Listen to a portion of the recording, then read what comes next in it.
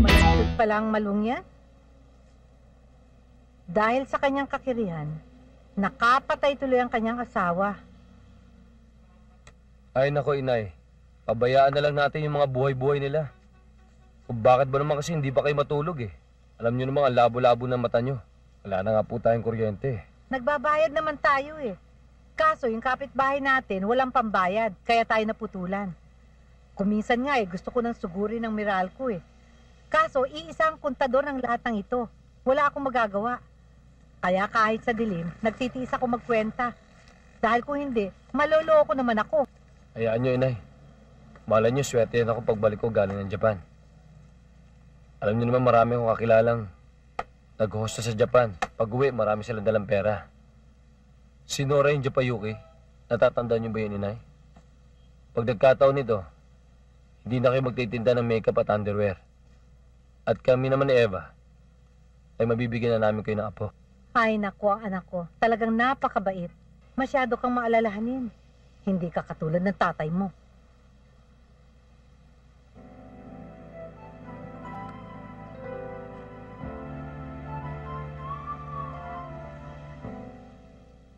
Mabalik nga pala ako kay Malu.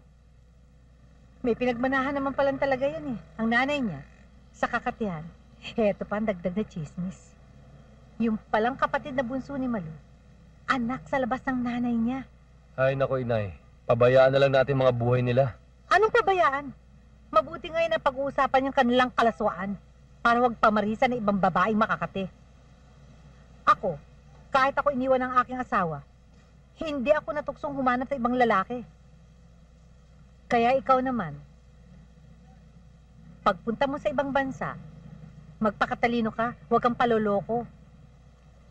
At ikaw naman, Eva, magpasalamat ka sa Diyos dahil nakatagpo ka ng isang lalaking matino. Mapagmahal yan. Hindi ka iiwan. Hindi ka lolokohin. O sige, matulog na kayo.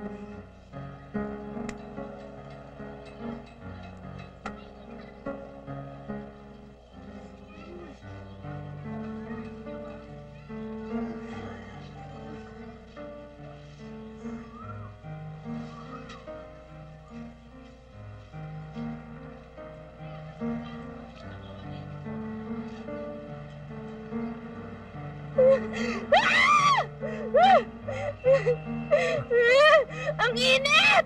Eh, paano ba nangyayari sa'yo? Ang init-init! Ang ingay ng sasakyan! Ang ingay ng mga bata! Ang ingay ng mga tao! Hindi ako makatulog! Ang baka-baho!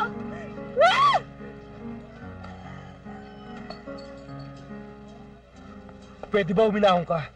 Wala naman tayong magagawa sa sitwasyon natin ngayon eh. Hanggang kailan ba tayo kailangan magtiis? Hirap na ako. Malapit na. Kapag nakapag-Japan na ako, makakaahon na rin tayo sa kahirapan natin ngayon.